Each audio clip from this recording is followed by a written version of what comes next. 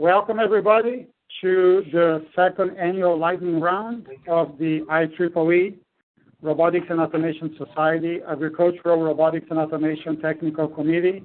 This is our webinar number 34. We are happy to have today a total of 31 presentations, down just one from last year, which was our first webinar, our first lightning round with 32. So we are in pretty good shape there. As a final reminder, please mute your phones or microphones right now. And with that, let's get started. When you see your slide, remember you have 1 minute to present, and we then move on to the next person. And Dave Anthony, you're our first guy. All right, thank you, Marcel. My name is David Anthony, and I'm in Lincoln, Nebraska, where it's currently 1 in the afternoon.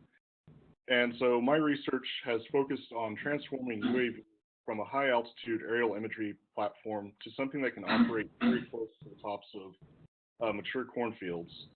And so why we're interested in doing this is we work with agricultural researchers who want to do things like get crop height information that they can't get from aerial imagery. And so by using a laser scanner, we can operate the UAV within 1 meter of the top of a cornfield and directly measure the height of the crop and canopy information over the entire life cycle of the field, which is giving our agronomy partners higher spatial temporal resolution data and information they can't get from their current sensing technologies. But it's difficult because we have to have more precise localization of the UAV than we get with traditional GPS-based guidance systems.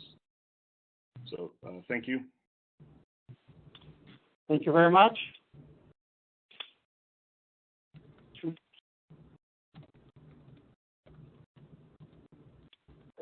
Paul, are you there? Yeah, my name is Paul Bartlett. I'm at Near Earth Autonomy. I work with Marcel at this small company located here in Pittsburgh. I wanted to present here on our project on aerial phenotyping and precision agriculture. It's a nice continuation from the previous slide. So we're actually, it's being right now through a Department of Energy Terra program. So we're providing this aerial sensing and analysis pipeline to support higher speed breeding for sorghum for the purpose of serving as a new biofuel. So we're using these autonomous helicopters, 35, and we're carrying an ambitious payload of visible, thermal, infrared, near IR, hyperspectral, and LiDAR. And then we're developing these the analysis pipelines to get the phenotype information out and find new indices and guide the breeding process. Thank you, Paul. Gokhan, I just got a message from you saying you were having trouble connecting. Are you there?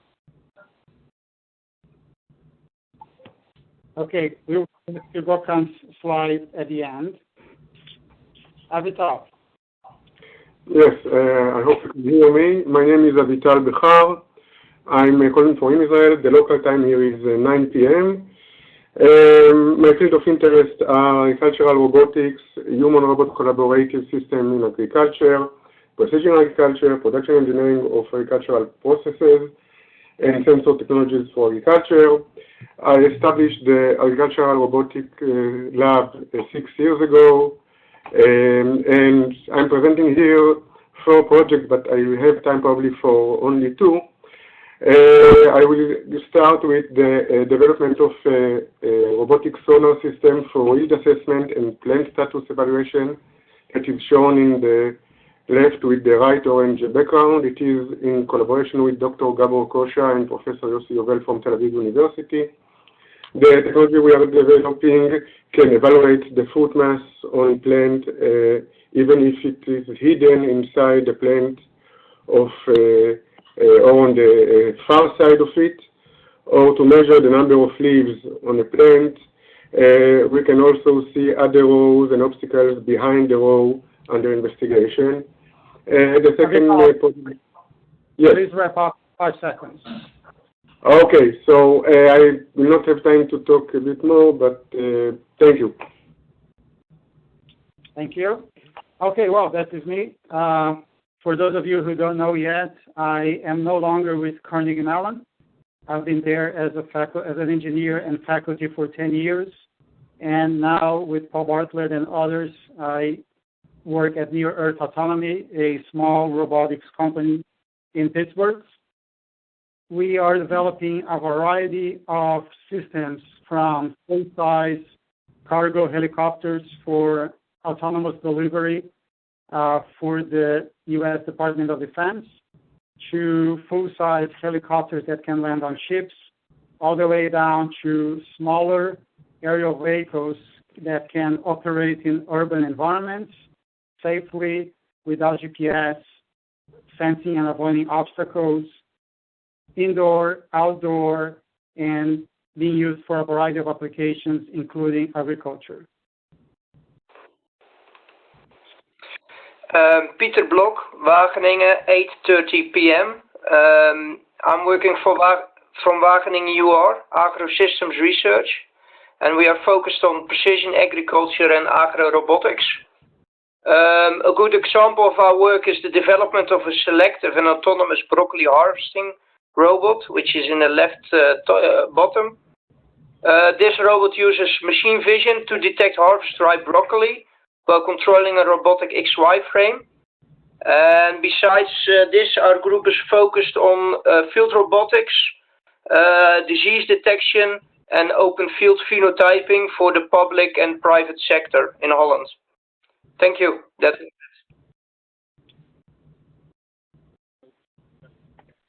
Hi, just checking you can hear me. Yes. Oh, okay. Hi, my name is Mark Kaleja. I'm calling from Sydney at 6 a.m. I work with a bunch of people, but on this particular project, it was Stephen Patiris and Salah Sukario. Top right-hand corner, you can see Ripper. It's a robot for going along vegetable crops. We had that in that picture. It's on a spinach crop. Down the bottom there, I wasn't allowed to put a video on apparently, so there's 5 pictures, space and time. So going from left to right, we can see this is our new system called Viper, and it's predictively shooting corn as it drives along with a very small dose of liquid. So between these two robots, we're capable of autonomously navigating vegetable crops and identifying targets and hitting them with a small dose of fluid automatically. And the idea is to hopefully go commercial with some of these systems pretty soon. So we're getting more away from the research and trying to get into the commercial end of the spectrum with these particular systems. Thank you.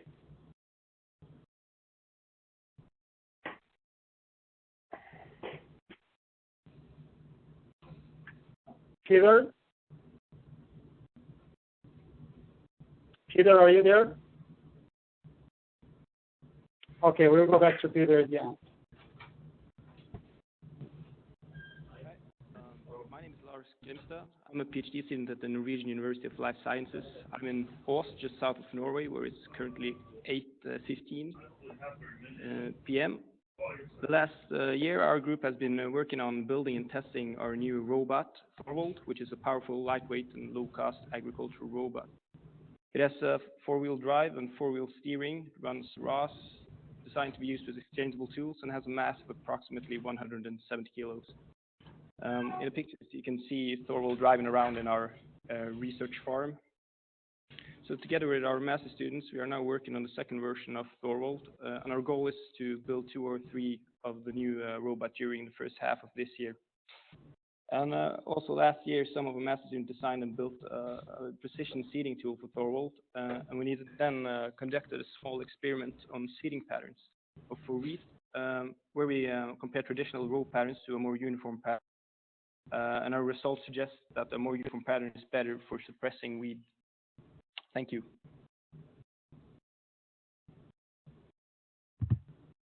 Joris IJsselmuiden from Wageningen. It's 8:15 p.m. From the Farm Technology Group. Am I loud enough? Yes. Okay. We have been doing agricultural robotics research for many years. In the top, from left to right, you see a sweet pepper harvester and a cucumber harvester below it, and a leaf removal for cucumber.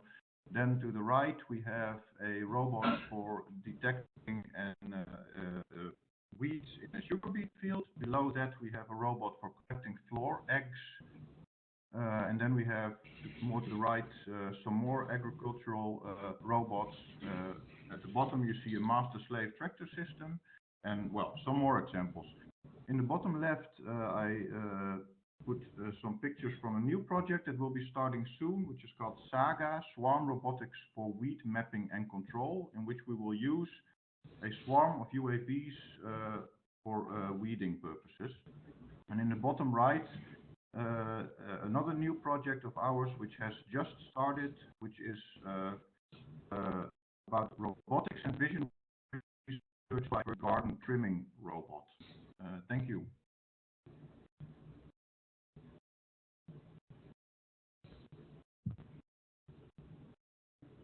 Avi, are you there? Yeah. Can you hear me?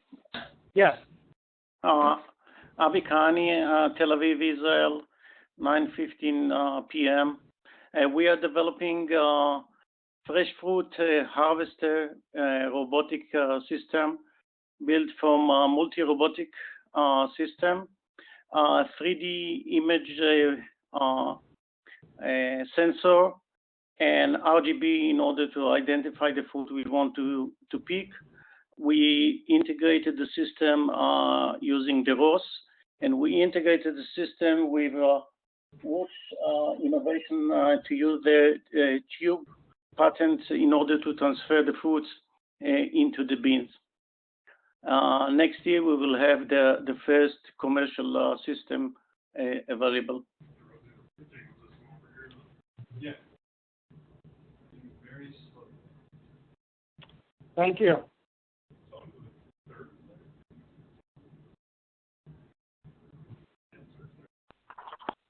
Good morning, everybody. Do you hear me? Yes. So this is Manus Karki from Washington State University. Right now it is 11:20 in Pacific time zone. I work also in agricultural robotics. Very good continuation from the presentation we saw from Avi a moment ago. Robotic apple harvesting has been one of the major areas for my research and development over the last several years. In addition to that, I do automated pruning. I saw another presentation earlier about human-robot collaboration. That's very similar to what we do too. I also work in robotics or automated cherry harvesting, as well as weed control projects that are also similar to a few presentations earlier. UAV also is another area. I work in bird deterrence with UAV. With that, thank you very much, and we'll be happy to mingle around after the presentation. Oh, yeah. Do you hear me? Yes, Jay. Hi, my name is Jay. I'm from University of New South Wales in Sydney, Australia. It's 6 a.m. here. What I present here is something that I presented last time, just an extension into the commercial world. What you see on the top left is the original research that we did. We have developed a fully autonomous seeding system which can plant seeds very precisely. And then this has now progressed into commercial version, which is what you see on the top right. It is in fact a spraying machine. And on the bottom left, you see the user interface, which allows the tractor to survey the land itself. It can survey various different zones. There could be obstacles, speed zones, spray zones, and so forth. So the research has now completed to commercial level, and what we are now working on is force-controlled machines for plant-level care in broadacre farming. Thank you. I just would like to remind everybody to please keep their lines muted. Someone has been speaking in the background that disturbs the speakers. Thank you.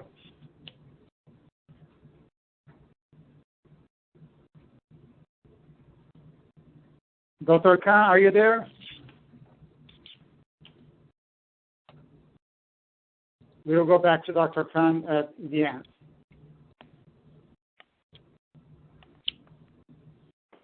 Yes, my name is Rick van der Zedde. Can you hear me? Yes. Okay, I'm a senior researcher and also business developer. I'm located in Europe, in the Netherlands, and it's about 8 o'clock in the evening. So I work at the Wageningen University and Research Center, and two of my colleagues have also presented their work. So our group is focused on computer vision, applied to vision-guided robotics in agri-food. And we are mainly working on the level of like individual plants or individual food objects. And our research is very focused on how to link with industry. So my colleague Gert Kootstra and I have prepared this overview of our work. And my quest is actually to connect research to the needs of industry and to set up research projects together. So if we look at the left, the robotic quality inspection, that is something that is really needed in industry. A lot of fruit and vegetables need to be controlled or inspected on quality, and we are working on robotic modules to do the automated inspection. In the middle, pick and place, there's also like the replacement of human labor, how to grasp a vine tomato and put it into, for instance, a consumer package. Below, there's a robotic device able to actually produce small pot roses in horticulture. Quality inspection Rick, of tomatoes is another thing. Yep. I have to ask you to wrap up in 5 seconds. No problem. And the last thing is phenomics. That's plant phenomics, has been mentioned before by other colleagues. We've got quite a lot of research groups working on plant phenotyping. Thank you. Thank you. Hello, this is Cheryl McCarthy. I'm from the University of Southern Queensland at the National Centre for Engineering and Agriculture. We have an automation, robotics and machines vision team consisting of 13 mechatronic, electronic and software engineers and 5 PhD students. The print was kind of weird, the way it was. Our background is in machine vision systems. We work closely with farmers in industry-funded projects to develop systems that retrofit to existing machinery or could be used as a component for a robotic system. Our project tooling consists of automatic surveillance, big data, adaptive control, augmented reality and automation and control for applications in weed control, pest and disease scouting and irrigation management. We have 2 patent applications for real-time machine vision-based weed discrimination, and we're also developing low-cost vision systems that are robust in sunlight, and we are in our research agreement with John Deere. So we've got images there showing various projects showing different apparatus and machine vision systems. Thank you, Cheryl. Come on. Yes, I'm here. Hello, everyone. Can you hear me? Yes. Oh. Hello, everyone. My name is Samang. I'm calling from Iran. 11 o'clock p.m. I'm currently working at the University of Ramin Agriculture and Natural Resources University, and our current projects are real-time monitoring of performance of the tractor. In this system, we continuously collect the data with a frequency of 1 millisecond and actually monitor the forward speed in this first project. Speed of all wheels, fuel control, and also track parameters such as Saman, we are losing you. No. Do you have me here? Can you hear me? Yes. Okay. In the second project, we are monitoring browser-based image analysis. In this system, we use exchange method to remove the head and the tail of the chickens in order to improve the accuracy of the system. Second project, we use a quadruport to actually monitor the in the sugar beet industry, and in the last project, we monitor the seed trajectory in order to find out the performance of the seeder, the online system. The first system and the last system could also connect to the internet and Samara, send the data. I'm gonna ask you to just stop there, okay? Okay. Thank you. All right. Good afternoon. Good morning. My name is Steve. Now we have. Marcel, can you hear me? I can hear you, Steve, and I've been trying to get the people who keep talking to just be quiet, but I'm not sure exactly how to do that, and I think we are in better shape now. Okay. So, Steve, please go ahead. All right, yeah. So my name's Stephen Nuske. I am a researcher at Carnegie Mellon University in Pittsburgh, in the U.S. So I do a lot of work in developing computer vision systems for a variety of different agricultural applications. So we work with a number of different plant scientists and looking at a set of different applications you can see here. One is in precision viticulture, trying to collect lots of different types of information and control the growth of vines to optimize yield and quality goals. We're also looking at a project on plant phenotyping that Paul and Marcel talked a bit about before, and also pushing now further into harvesting and using computer vision systems in harvest systems. Yeah, so that covers it a bit. All right, thanks. Good evening, Timo Oksanen, Aalto University, Finland. Time is 9:30 p.m. We are located in southern Finland and temperature right now is minus 18 Celsius. We have been working with isobus technology since 2003 and we have demonstrated with a couple of prototypes tractor implement automation. And if we start from top left going down, you can see first one seed drill, then no-tillage seeder and combined fertilizer and seed drill, then mower. The next one is kind of safety demonstrator for idea that to implement command tractor, then a harrow, sprayer, one fertilizer spreader, a landscape blade with 8 degrees of freedom, and as you know, in our country we use tractors also wintertime for snow plowing. We did automation for that and silage wagon and acid applicator for that. Thank you.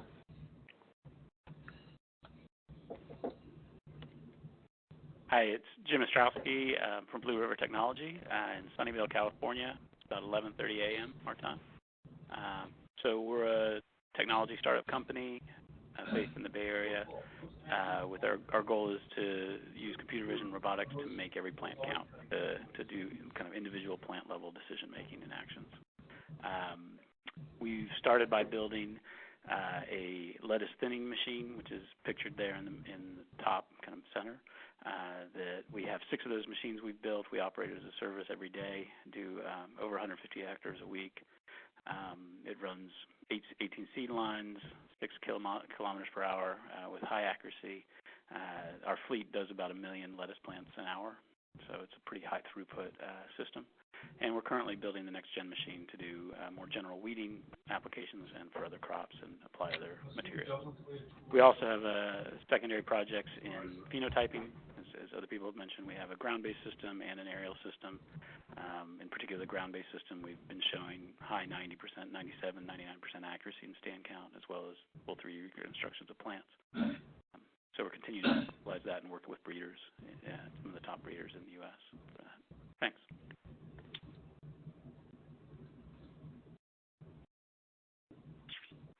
Hi, this is Dejan here from Deep Field Robotics, Bosch startup from Germany. We're currently working on a machine for automated outdoor field testing, also phenotyping.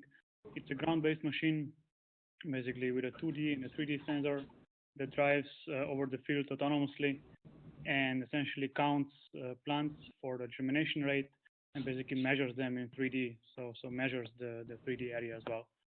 Our system is end-to-end, so we basically drive over the field, acquire the data, localize, detect plants, and classify them, and also bring them to you in a cloud. So basically, you can analyze them in a web-based application.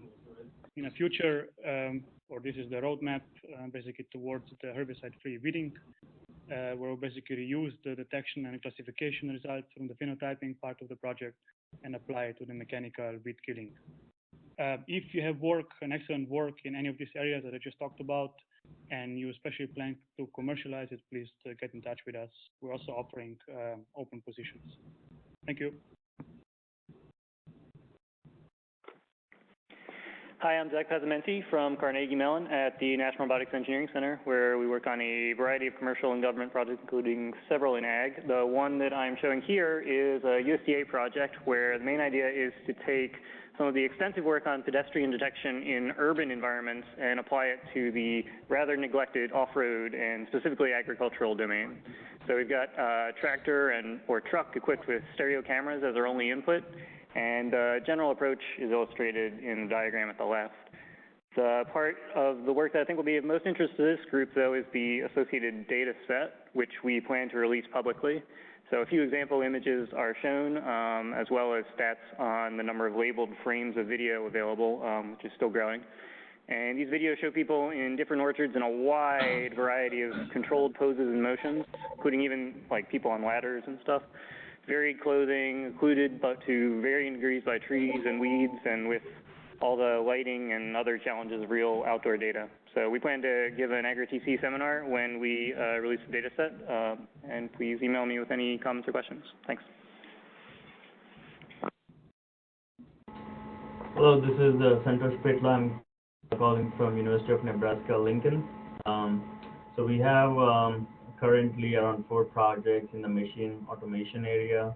The first one is a multi-robot system. We are trying to develop control strategies for cooperative behavior among machines. And we're using these red machines at the top to simulate those behaviors. And the other project that we are working on is CAN data collection from the tractors while they're operating in the field, so that we can better characterize the power requirements of tractors for different field operations.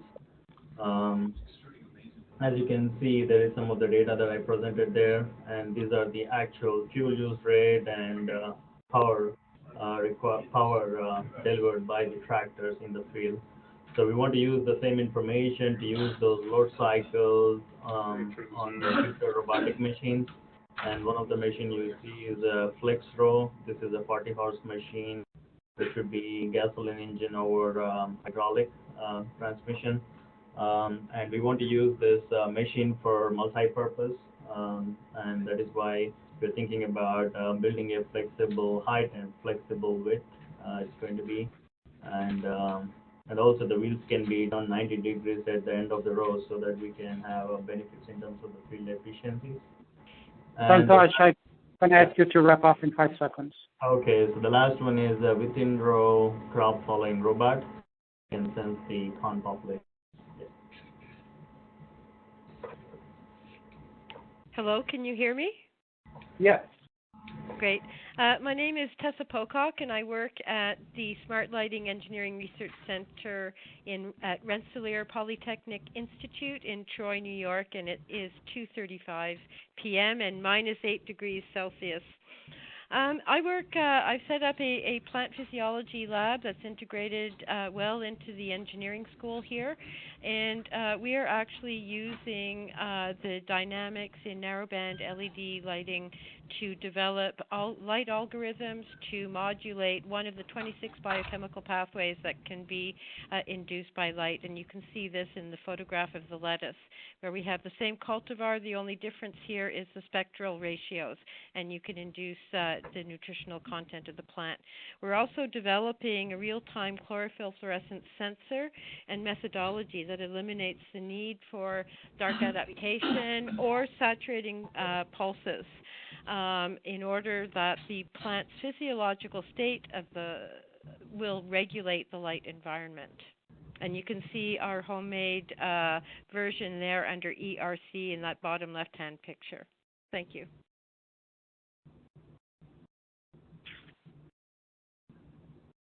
Okay, can you hear me? Yes. Yes. Okay, great. Well, my name is Gerrit Polder. I'm also from the University of Wageningen in the Netherlands. I'm from another group, from the Greenhouse Horticulture Group, but we work close together with the colleagues who presented before me. The project I'm showing here is the first one on the left is an EU project. It's Sweeper. It's the development of a sweet pepper harvesting robot. And the goal is to get to a commercial device, to commercial prototype, I have to say, within 3 years. On the right, you see a 3D light field system on a robot system which works in the greenhouse. It's for large-scale phenotyping in greenhouses for large plants like tomato or peppers or cucumber. We use light field technology to get color and depth information together. We also work on hyperspectral imaging for disease detection in the field and in the lab. Trimbot project is already mentioned by Joris. And then we have the pick and pack, which is a food processing line, which can be adapted to several foods and packaged together. And we do the coordination of the whole line here in Wageningen. So thank you.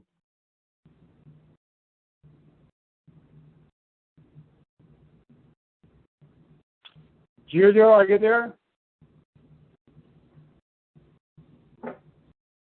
Julio or Milena? Okay, we have 2 slides from the group. We will go back to them towards the end.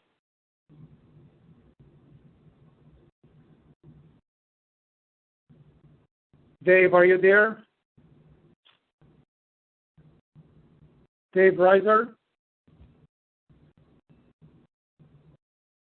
Looks like we've been missing some people from Europe at this time. How about we go to Mark in Australia?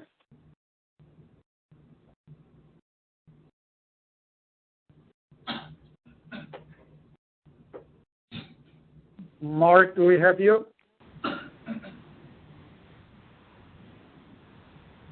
Okay, towards the end, we seem to be losing people by the bunch here. How about Steve? Can you hear me? Yes. Yeah. Okay, great. So my name is Steve Young, and I'm at Cornell University. Is 39, and it's snowing outside, so we're not doing anything in the field. But this really doesn't have to do with field work because what I've been working on, or what people have been working on, is the kind of the conceptual side of this. So a lot of these talks have been on the tools, which is great. But if you look at what we're doing, trying to identify what's happening in the whole field of integrated weed management. So if you look at the figure on your left, you'll see a continuum where there's moving from low-level traditional precision to true integrated weed management, and all that is possible because of the automation and the recognition that we can now do things across spatial temporal frames, scales. On the right is our outreach, so our center, we are a communications center, and we have a signature program in advanced production systems, and really the focus is on a lot of the work that's being done that you've heard about today. So visit our website, send me an email to talk to you, and thank you. All right, we come to the end. I want to first of all thank everybody for presenting. I want to check if there is anyone online, on the phone or on a microphone, who did not have a chance to present. Please let me know if you are there and you did not present. Hello, can you hear me? Yes. Who is that? Okay, this is Giulio. Giulio Reina from Italy. Okay, yes. Giulio, your slide is on. You have sorry. Yeah, sorry. Okay, so good evening, everyone. I'm Giulio Reina from University of Salento. We are located here in the hill of the Italian booth. So we are kind of far from, can you hear me? It's okay? Connection? Yes. Yes, hopefully, yes, you have 1 minute. So we are far from the cities and the main industrial centers, but we can enjoy beautiful sandy beaches, and agriculture is one of our main source of economy. So there is a large interest in the technological transfer from robotics technology to the agricultural field. We got 2 consecutive grants funded by the European Union. The ambient awareness for autonomous agricultural vehicles that is over. And January 2016, we started a new project, simultaneous safety and surveying for collaborative agricultural vehicles. Part of the projects are DTI from Denmark, Fraunhofer from Germany, Istea from France, and Class Agrosystem that made available the tractor you see on the left, which we outfitted with many sensors. Some results, you can see some results. For example, these results are coming from stereo vision, and one of the partner was CNR. Those are the results coming from stereo vision. Specifically, we developed a multi-baseline stereo frame, as you can see on the left of this slide. It is composed by 2 trinocular systems, so we can enjoy the short range and the long range, as you can see on the right. One of our goals is environment awareness of intelligent agricultural vehicles. So specifically here we are trying to differentiate between traversable, drivable ground from non-ground. Again, improving both the accuracy and the field of view of a traditional system using multi-baseline, multifocal stereo system. Thank you, Giulio. Thank you very much. Okay, that's it. Is there anyone else who did not have a chance to present? Gokhan, we did not get you. Are you there? Peter Frolic, also we had trouble reaching you. All right. If anyone else who did not have a chance to present, let me know. Before we go to some questions and some discussion, I want to show you this slide from Amy Tabb. This is a teaser. Amy, unfortunately, was not able to join us, but she is giving the webinar next month. Therefore, you're going to get a full presentation of her work in determining shape of fruit trees for phenotyping and pruning.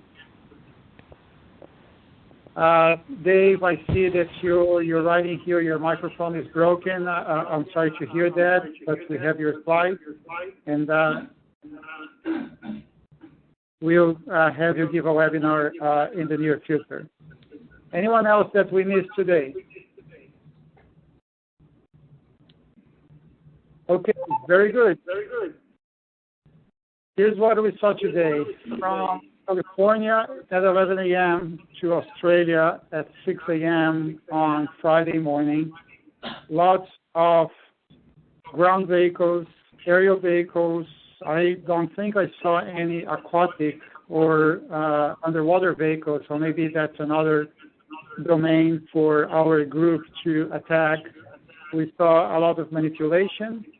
We saw a lot of technology for fruit detection, weed detection, autonomous spraying, autonomous weeding. We had job offers for the first time in the history of the SBC. That's always welcome, of course. So we have a new thing here, job offers on the webinar.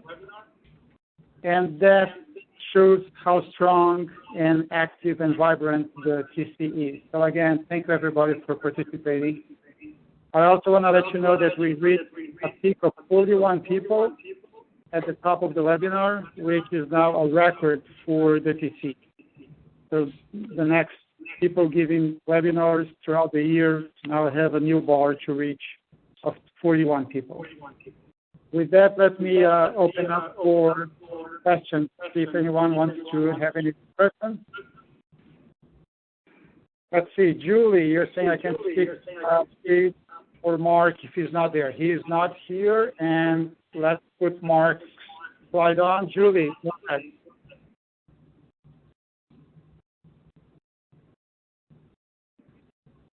Julie, are you there? Yes, I'm here, yes. Okay, go ahead. You can talk on Mark's slide. So you are giving me more time?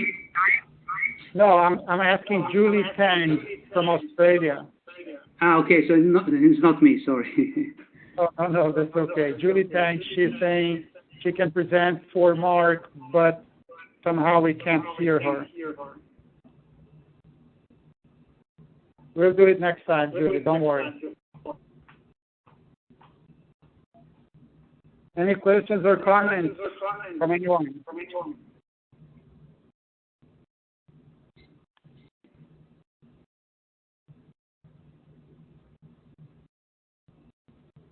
For the time being, I'm going to leave the webinar on, and I see a lot of conversations on the chat window, so let's just let it go. Marcel, can I take a moment, just 30 seconds to briefly remind about the conference? Absolutely. Hey everybody, this is Manus Karki again. You have received my email or Marcelo's email about Agricontrol 2016, the conference in sensing, automation, and control for agricultural applications. It's going to be in Seattle in August 2016. I would very appreciate your presence there and submission to the conference. If you have any questions, I'm sure the conference will be one of the very appreciated and very much relevant to what we do as a group in this group here. So again, I'll appreciate your presence and submission to that conference. And if you have any questions, I'm always there. Thank you.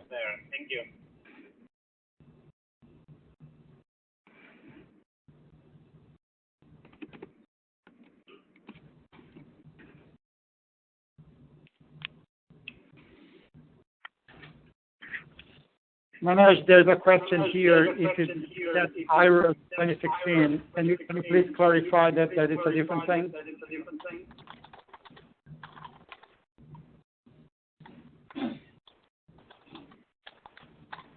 It is Agricontrol 2016. It is available at isac.wsu.edu.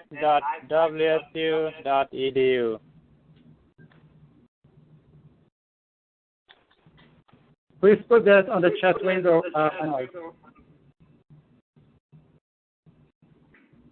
Thank you.